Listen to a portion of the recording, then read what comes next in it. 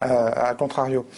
Alors toujours est-il... oui, non, mais sur le modèle tunisien, qui est quand même le point de départ, alors, donc, je pense que c'était la bonne explication, cette histoire de retard à l'allumage démocratique à cause d'endogamie.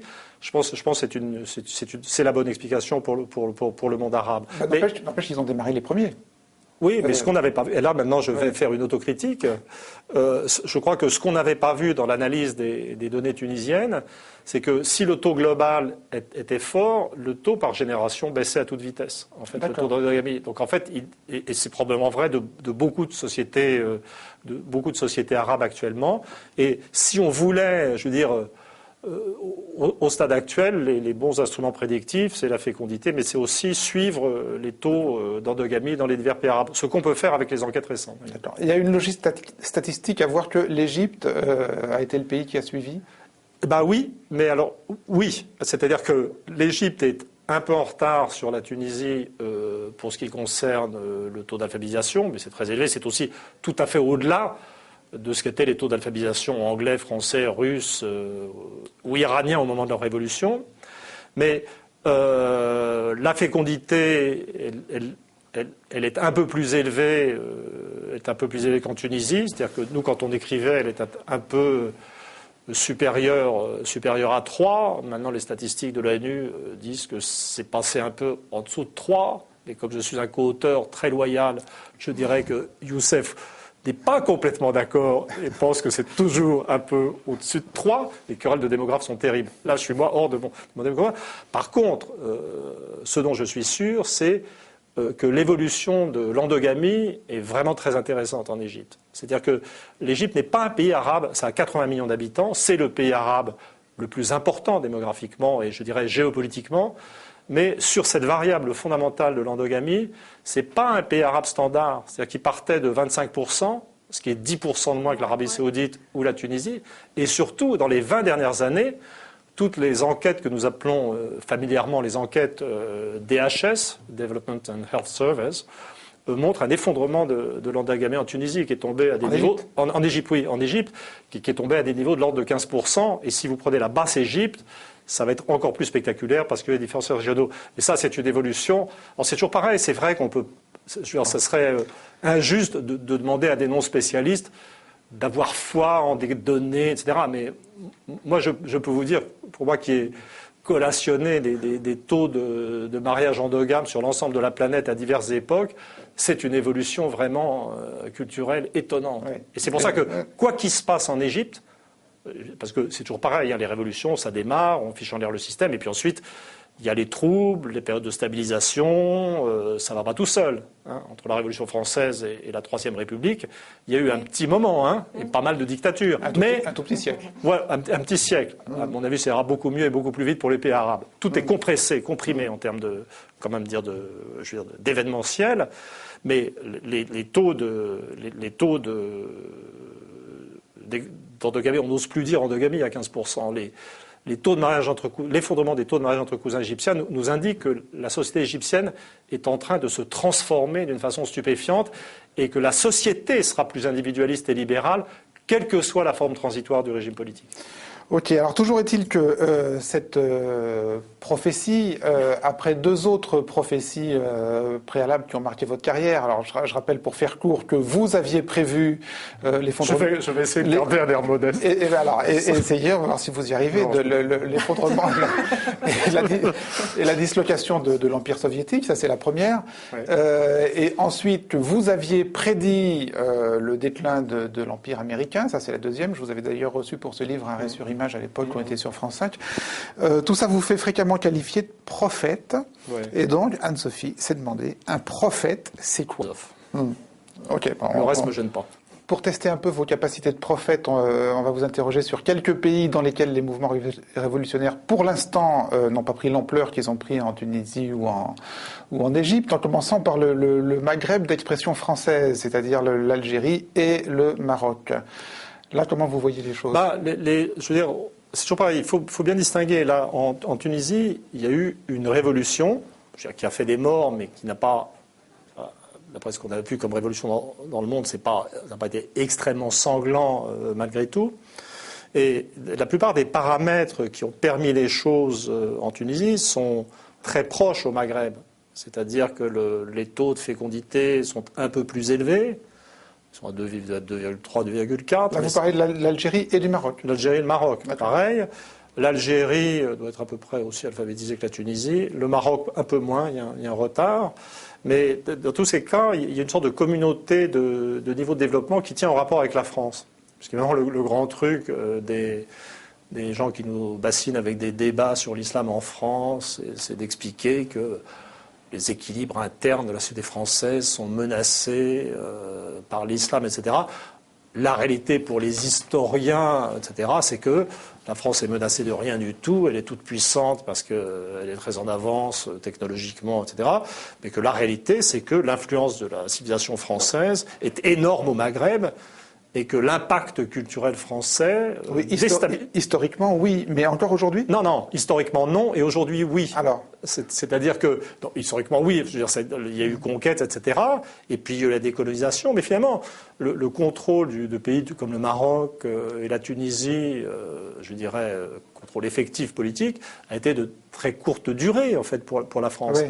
Par contre, il y a une sorte de lien qui a été établi, qui a amené à l'émergence après, finalement, la décolonisation de sociétés de plus en plus bilingues, en tout cas au niveau des classes moyennes, avec des allers-retours incessants d'individus des deux côtés de la Méditerranée. En gros, l'immigration. L'immigration et le retour des immigrés dans leur pays d'origine pour les vacances. Une sorte de noria, de proximité. Ouais.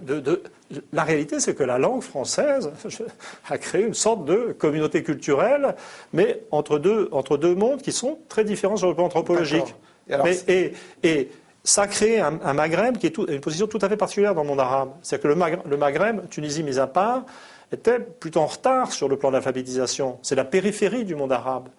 Les pays les plus avancés en termes d'alphabétisation du monde arabe, c'est des pays comme la Syrie ou la Jordanie, la Palestine, avant qu'elle soit foutue en l'air par l'occupation. Mais malgré ce retard d'alphabétisation, l'impact de la France a mené à une énorme avance démographique. C'est-à-dire que les pays si on met de côté le cas du Liban qui est tout à fait spécifique, les pays arabes ils sont les premiers passés au-dessous de la barre des 3 enfants par femme, qui est un seuil critique dans une société patrilinéaire, parce que ça veut dire qu'il y a beaucoup de gens qui renoncent à avoir des garçons quand vous êtes à 2 enfants, etc. Et bien, ça s'est passé dans la partie du monde arabe qui est en relation culturelle avec la France. À quelle époque ? Ça s'est passé dans les années récentes. Le mouvement s'est fait, je veux dire, dans la partie des années 60. 60-70. C'est-à-dire après la décolonisation. Absolument. C'est-à-dire qu'au moment où tout le monde pensait que c'était fini, ça ne faisait que commencer entre la France et le Maghreb. Et puis ça va continuer et à une échelle accélérée, puisque maintenant, je veux dire, avec les tendances... Alors, ça, c'est les facteurs communs entre les 3 pays du Maghreb. Et alors, qu'est-ce qui peut faire que ça ait démarré en Tunisie et que ça ne démarre pas en Algérie et au Maroc ? C'est-à-dire que ça, de toute façon, l'Algérie a une histoire beaucoup plus complexe et beaucoup plus difficile. Parce que, d'abord, il y a eu l'épisode de la crise islamiste, qui avait tout à fait un rapport avec la montée des taux d'alphabétisation et une baisse brutale de la fécondité, puisque très souvent, ce qui se produit, ce n'est pas du tout une évolution harmonieuse, c'est un phénomène de crise. Et dans le cas de l'Algérie, la crise a été très précoce, très violente et très inutile et très mal gérée. Quel est le rapport entre la crise islamiste et la fécondité et l'alphabétisation ? Oui, non, mais parce que là, actuellement, tout le monde est là, on est dans une vision irénique de la transition, parce que pour le moment, ça ne s'est pas passé trop mal en Tunisie et en Égypte. Ce qui se passe en Libye montre que les transitions ne sont pas toujours paisibles. Mais je parlais tout à l'heure des sociétés où les fils savent lire, pas les pères, où la sexualité est modifiée, etc. C'est des sociétés qui sont, certes, en marche vers le progrès, où l'efficacité économique va être plus grande, où tout est possible, mais c'est des sociétés perturbées. Et très souvent, c'est des sociétés qui perdent les pédales, où il y a de la violence. Et donc, moi, j'en parle dans le bouquin de Feldman Classique, que j'appelle crise de transition. C'est très très rare qu'une société traverse cette phase de transition sans dommage. La Révolution française, maintenant, c'est merveilleux. Mais si on ajoute les massacres de Vendée et les guerres révolutionnaires, c'est 1 million de morts. Et le problème de l'Algérie, l'Algérie existe, bien sûr, c'est une nation.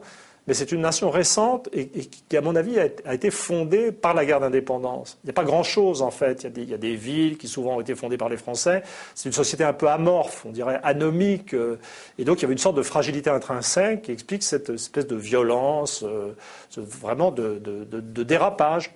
Le Maroc, donc maintenant, on peut tout à fait imaginer que l'Algérie reparte avec le bon exemple tunisien vers une démocratisation plus paisible.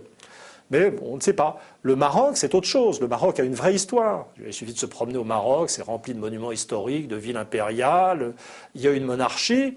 Et l'évolution, je dirais, qu'on peut souhaiter. Alors, peut-être je vais décevoir les partisans de la table rase, mais l'évolution raisonnable au Maroc, compte tenu de ce qui s'est passé en Tunisie, du caractère, je dirais, évidemment inéluctable de la démocratisation, c'est l'évolution vers une monarchie constitutionnelle.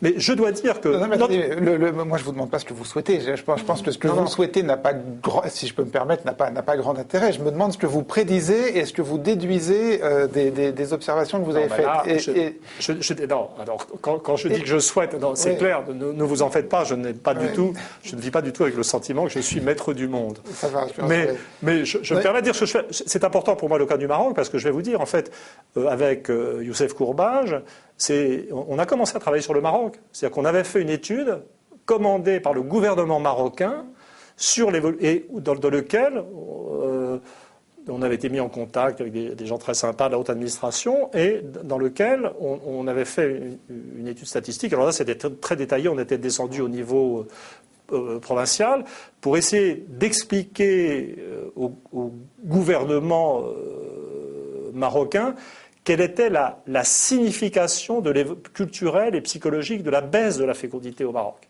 C'était vraiment... Et on avait fait des séances de travail tout à fait intéressantes avec le ministre de l'Intérieur marocain, le vrai, le faux, enfin tout ça, quoi.